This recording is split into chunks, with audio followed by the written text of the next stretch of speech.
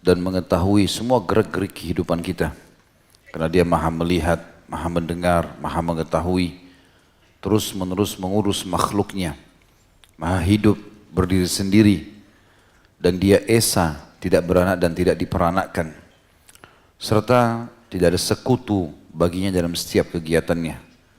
Dia juga telah menggantungkan segala kebutuhan kita untuk roda kehidupan di muka bumi ini dengan memuji namanya, Alhamdulillah. Maka ulangilah kalimat ini saudaraku dalam hidup, dalam keseharian, setiap saat, setiap kesempatan. Alhamdulillah. Kita panjatkan selanjutnya salam hormat kita sesuai dengan perintah Sang Pencipta Allah dan sebagai bentuk kepatuhan kepadanya, juga sebagai balas jasa kepada manusia terbaik, manusia yang paling sempurna jalur nasabnya, fisiknya, ilmunya, dan dengan diutusnya manusia terbaik ini seluruh risalah langit, syariat, hukum tentang halal haram, panduan hidup mana yang boleh dan tidak boleh dari Sang Pencipta tertutup. Tidak lagi nabi dan rasul setelahnya. Mengucapkan salam hormat kepada manusia terbaik ini adalah kemuliaan bagi orang-orang beriman karena akan dibalas oleh Allah secara langsung 10 kali karunia atau tambahan rahmat. Maka sangat wajar kalau selalu lisan kita mengucapkan salawat dan taslim kepada Nabi besar Muhammad sallallahu alaihi wasallam. Seperti biasa teman-teman sekalian, di hari Rabu malam ini kita melanjutkan bahasan dosa-dosa besar, dan pada Rabu yang lalu alhamdulillah kita sudah membahas dosa besar ke-66 tentang mengebiri hamba sahaya atau memotong hidungnya atau menyiksanya secara zalim dan semena-mena. Dan pada malam ini kita akan masuk dosa besar ke-67, mencurangi timbangan dan takaran dalam jual beli. Seperti biasa, kita akan berikan dulu mukaddimah atau kronologis dari judul ini. Saudaraku seiman, Islam adalah agama yang penuh dengan kegiatan, semangat, penuh dengan prestasi. Dalam Islam tidak dikenal namanya putus asa. Dan ada bahasan kita khusus nanti, dosa besar yang ke-68, masalah merasa aman dari makar Allah, dan dosa besar 69, putus asa dari rahmat Allah. Akan lebih jauh kita jelaskan masalah tersebut.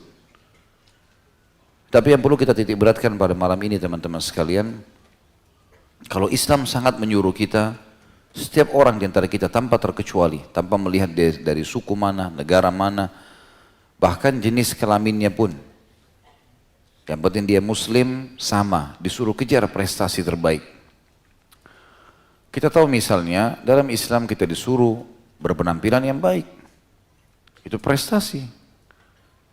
Nabi SAW paling gemar menggunakan baju dari kain katun yang lembut, yang terbuat dari negeri Yaman. Pada saat itu sangat bagus. Beliau paling gemar menyisir rambutnya dengan rapi, membubuhi minyak wangi di badannya dari leher sampai ke kakinya, alaihissalam, dari negeri Syam, serbuk yang wangi. Beliau paling gemar menyiram badan beliau dengan minyak wangi sampai banyaknya minyak wangi tersebut menetes dari rambut beliau dan jatuh ke hidung beliau. Begitu pula saking banyaknya minyak wangi yang dipakai sampai kalau para sahabat bersalaman, mereka masih bisa mencium bau wanginya sampai 3 hari. Dan saking bersihnya Nabi SAW sampai para sahabat menemukan wangi itu ada di keringat beliau. Jadi orang yang sangat luar biasa. Dan itu berarti prestasi dalam masalah perawatan badan misalnya. Dalam Islam juga disuruh kejar prestasi. Boleh menjadi orang kaya raya, silahkan. Kumpulkan harta sebanyak mungkin, tidak ada batasannya. Dan itu pun Allah meminta sesuatu yang ringan sekali.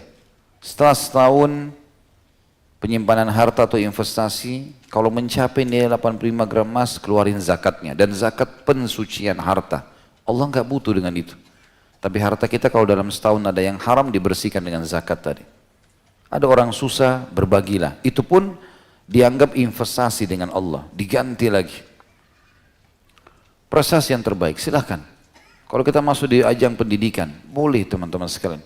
Kejar titel tertinggi. Pendidikan yang tertinggi, belajar apa saja yang baik pelajari. Tidak ada kata-kata terbatas oh akal saya tidak bisa, saya tidak mampu, nggak ada itu dalam Islam. Tidak ada kata-kata pesimis seperti itu. Semuanya harus optimis, semangat. Bisa, saya bisa. Kemudian juga dalam masalah rumah tangga, dalam masalah memiliki keturunan. Allah suruh kita berusaha, tamak dengan rahmatnya. Selalu saja kita disuruh melakukan yang terbaik. Dan puncaknya ibadah. Kita tahu dalam ibadah kita disuruh sempurna. Sholatnya usahakan maksimal, kejar 100% kalau perlu. Kita khusyuk sehingga dapat terima semua pahalanya. Ya. Ada namanya istilah afdal, lebih baik, lebih sempurna dalam ibadah. Dalam sholat, dalam puasa, dalam zakat, dalam apa saja ada yang afdalnya, yang afdalnya. Afdal itu artinya yang terbaiknya, prestasi. Berarti memang agama kita ini melarang kita teman-teman sekalian untuk putus asa, untuk balas-malasan, ya, untuk mengatakan saya tidak bisa, ya, sengaja membatasi potensinya. Apalagi kalau sampai bersangka buruk dengan Allah, seakan-akan Allah tidak akan ampuni, Allah tidak akan kasih, ya, Allah tidak sayang. Ini semua dilarang dalam agama Islam. Salah satu hal yang ditekankan untuk kita kejar prestasi adalah pendapatan. Dan pendapatan ini tidak ada batasnya sebagaimana saya katakan tadi teman-teman sekalian, kejar. Dan umumnya pendapatan yang paling dibuka oleh Allah agar bisa menjadi sumber penghasilan kita adalah perniagaan. Berbicara masalah perniagaan teman-teman sekalian, kita makin kerucutkan bahasan kita.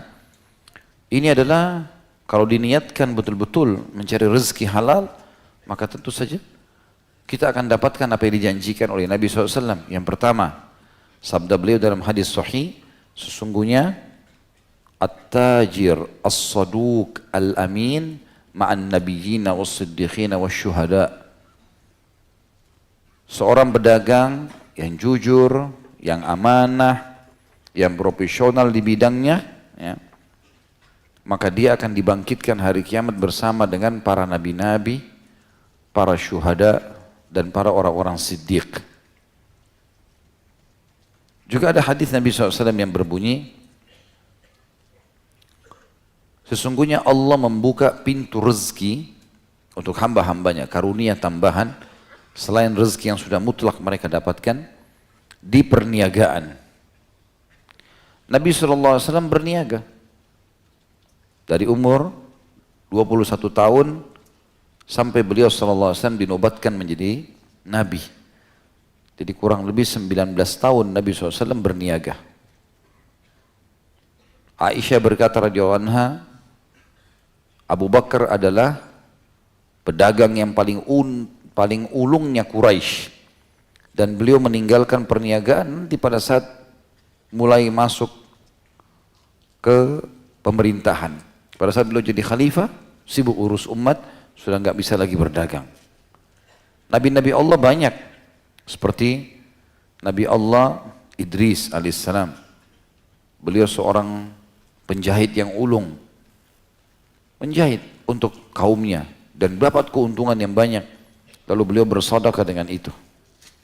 Kita tahu Nabi Daud alaihissalam, ya, nabinya Allah, bekerja keras, ahli membuat alat-alat perang. Zakaria alaihissalam adalah seorang tukang kayu yang mahir dalam pekerjaannya. Dan hampir seluruh sahabat Nabi itu pedagang-pedagang. Dikatakan dalam sebuah athar yang sahih, Sa'id bin Musayyib rahimahullah, salah satu ulama tabi'in berkata, Kana ashabun Nabi sallallahu alaihi wasallam yatjaruna fi bahrir Rum. Kami mendapati para sahabat-sahabat Rasulullah SAW yang masih hidup di zaman tabi'in pada saat itu, mereka sibuk berniaga di lautannya bangsa Romawi. Abu Darda, kalau pernah dengar sahabat yang mulia ini, radhiyallahu anhu, beliau membuka seperti rumah makan, ya. Kalau kita sekarang restoran di Madinah, dan beliau masak sendiri. Sampai-sampai seringnya masak, wajah beliau sering kena asap dan menghitam.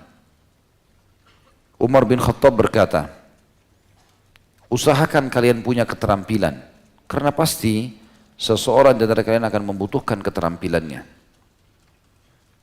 Beliau juga pernah berkata dalam sebuah athar yang lain, aku pernah melihat seseorang tampan, bersih, bajunya bagus, penampilannya menarik. Lalu aku tanyakan, apa pekerjaannya orang ini? Maka teman-temannya berkata, dia pengangguran. Gak ada pekerjaannya. Kata Umar, sakata min aini. Maka tiba-tiba orang itu tidak punya nilai di mataku. Di zaman khilafah beliau juga begitu, habis sholat Jumat, banyak orang lagi duduk-duduk nongkrong di masjid. Lalu kemudian Umar tanya, apa yang membuat kalian duduk di sini? Mereka bilang, kami menunggu rezekinya Allah. Ya kalau ada yang kasih makanan, makan, kalau enggak ya sudah. Gitu.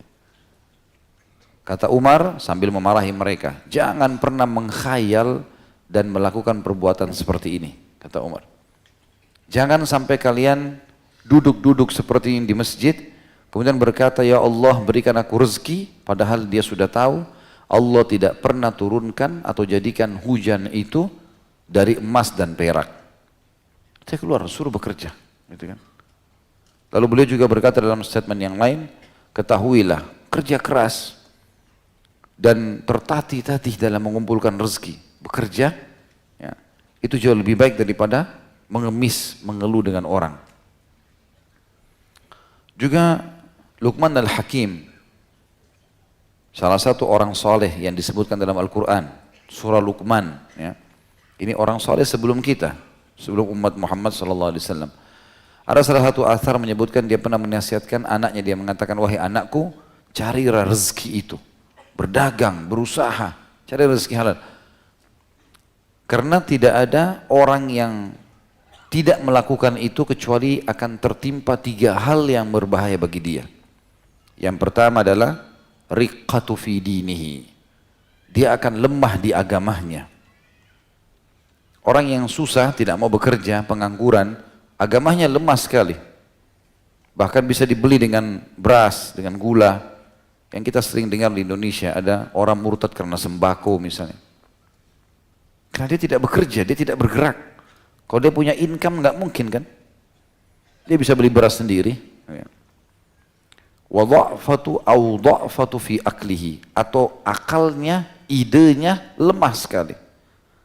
Orang yang tidak punya pendapatan, tidak mau berusaha bekerja, maka idenya habis. Dia cuma berpikir, dari mana saya makan? Enggak ada lagi ide-ide untuk mengembangkan proyek-proyek besar. Gitu kan? Dan kata beliau, atau ya, manusia akan menghinanya. 3 hal bisa terjadi karena orang itu tidak berusaha. Jadi banyak sekali dalil tentu teman-teman sekalian, diantaranya hadis Bukhari yang Nabi SAW mengatakan, seseorang diantara kalian mengambil potongan-potongan tali, dia pergi ke hutan, kemudian dia mengambil ranting-ranting tersebut, lalu dia ikat dan dia pikul di pundaknya, lalu dia jual di pasar. Kata-kata di sini dijual di pasar, gitu kan? Dagang. Kemudian dia hidup dari hasilnya sehingga dia tidak bergantung pada manusia, ya, itu jauh lebih baik. Jadi kita lihat di sini ada motivasi-motivasi. Sahabat-sahabat 10 orang yang dijamin masuk surga, 10-10-nya ini adalah orang yang mampu. Walaupun kalau kita rentet, yang paling kaya adalah Abu Bakar, Talha bin Ubaidillah, Abdurrahman bin Auf, ya. Tapi semuanya punya kemampuan. Bahkan Khulafaur Rasyidin, Umar dan Ali pun radhiyallahu anhum ajma'in, terkenal dengan kezuhudannya, tapi tetap jadi raja, punya kemampuan membiayai hidup mereka. Dan sekian banyak teman-teman sekalian keutamaan-keutamaan itu. Hanya saja, semua profesi yang kita tekuni teman-teman sekalian harus diikuti dengan agama. Betul perniagaan bagus, bahkan dia memuliakan diri kita. Qais bin Asim pernah berkata, salah satu tabi'in kepada anak-anaknya, cari rezeki halal, karena dia akan memuliakan jiwa, mengharumkan nama, membuat lepas dari ketergantungan pada orang, dan sekian banyak nasihat yang disampaikan oleh para ulama. Tapi teman-teman juga harus diikuti dengan agama Allah. Bukan berarti dagang lalu kita sembarangan saja. Banyak hal yang terjadi dalam perniagaan, kita bicara lingkup negara kita saja. Misal, tidak memperhatikan tentang sumber modal, utang dari uang riba, atau dia mengambil dari orang kemudian dia niat menipu orang itu. Begitu sudah ajukan proposal, diinvestasi, hilang, membawa uang orang lain, mengambil haknya ahli waris, ya, dan segala macam hal yang dia lakukan itu. Maka ini teman-teman menjadi penyebab utama kenapa usaha dia tidak maju. Modal yang salah. Yang kedua, ada 3 hal tentunya. Yang kedua yang harus diperhatikan teman-teman sekalian, dan ini banyak bermasalah di Indonesia, adalah sistem yang dipakai. Dalam perniagaan ada sistem Islam.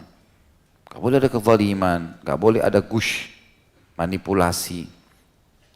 Tidak boleh ada riba. Denda-denda yang berbahaya yang hanya membuat orang terjerumus ya, dalam riba. Ini semua tidak boleh ngundi nasib, judi. Ada peraturan-peraturannya. Tidak boleh dia langgar ini tentunya. Sistemnya harus sistem Islam. Bagi hasil yang jelas, transparan semuanya, untung rugi ditanggung bersama, akadnya dijalankan sesuai yang disepakati. Tidak ada masalah. Yang ketiga adalah produk yang dijual. Produknya harus halal. Jadi walaupun modalnya bagus, halal, kemudian sistem yang dipakai juga bagus, gak ada masalah, gak berhubungan dengan sistem-sistem ribawi atau kezaliman atau manipulasi atau judi tadi. Tapi masalahnya di produknya. Yang dijual produk-produk yang haram. Makanya tidak boleh.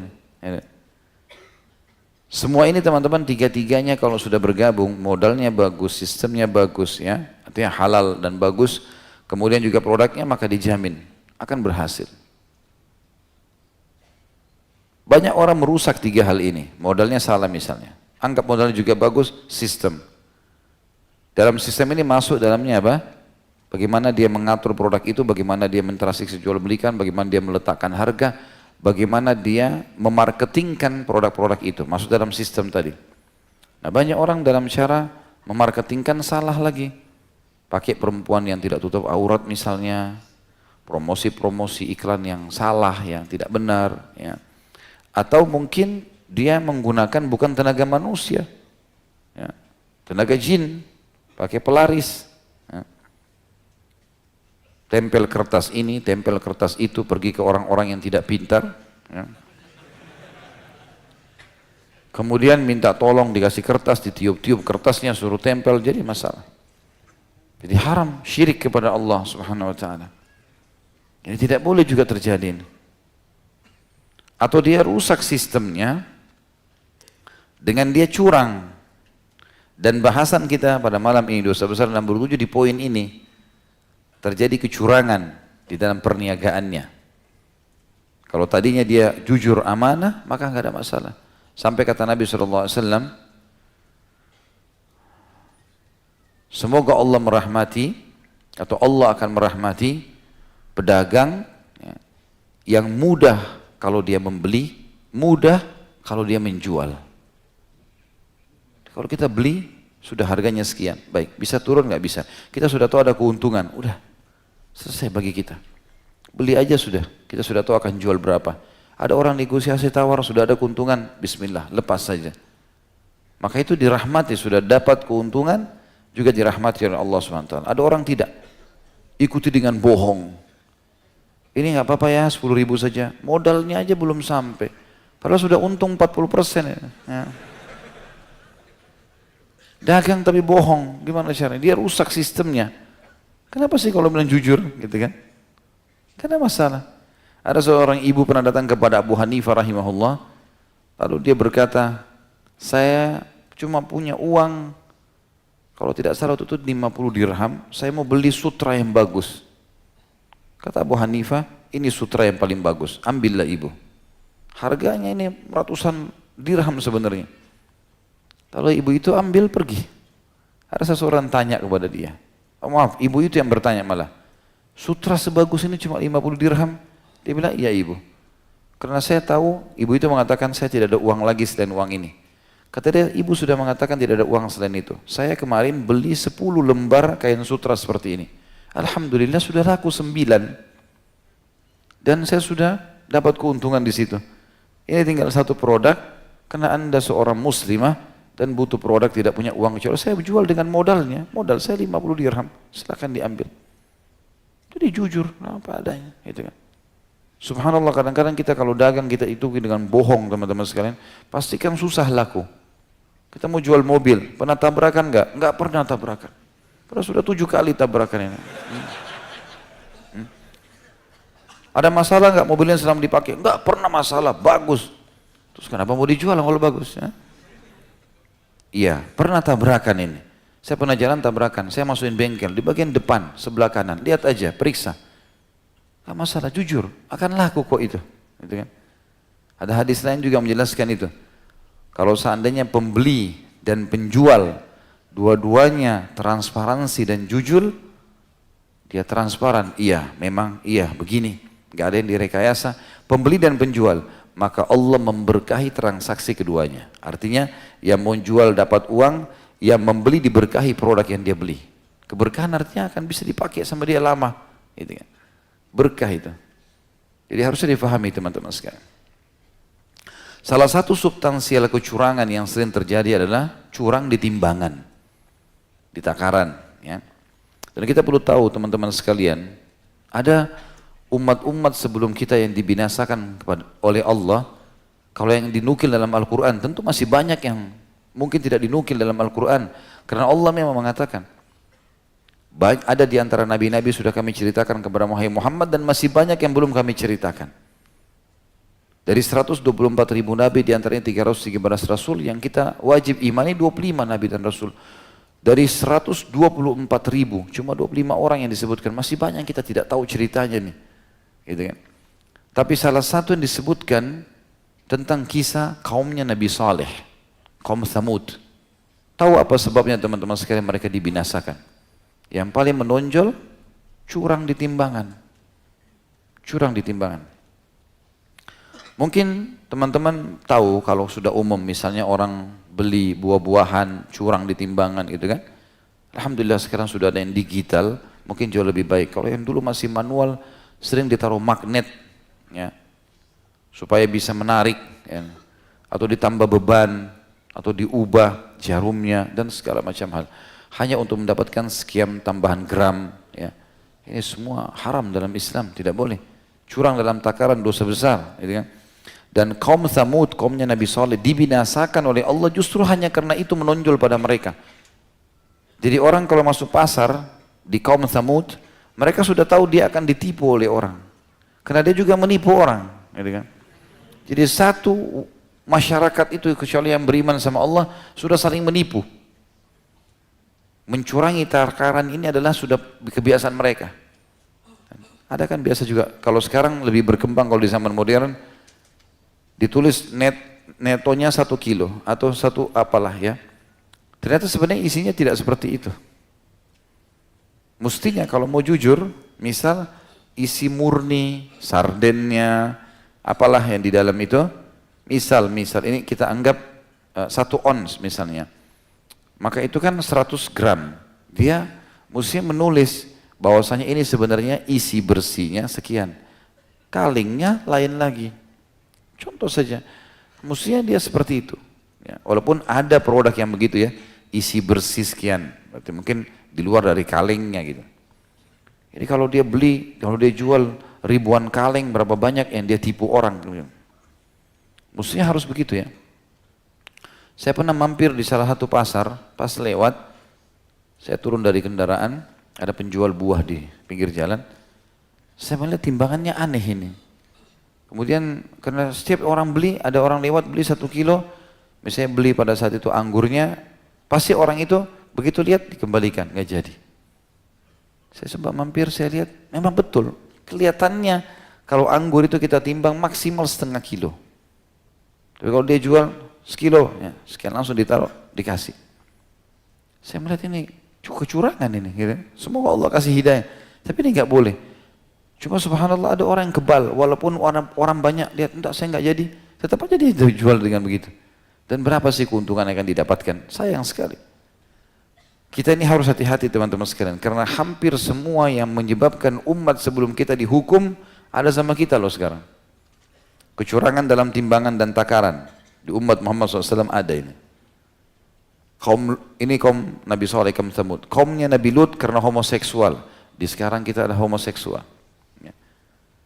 Pembangkangan terhadap risalah Rasul, banyak orang yang bangkang risalah Rasul, bahkan luar biasa, ahli membuat-buat. Ya. Apa saja, Apa saja kita lihat penyebab umat-umat dibinasakan, penyembahan berhala sampai pengikutnya Nabi Nuh ditenggelamkan. Baik, semua ada ini.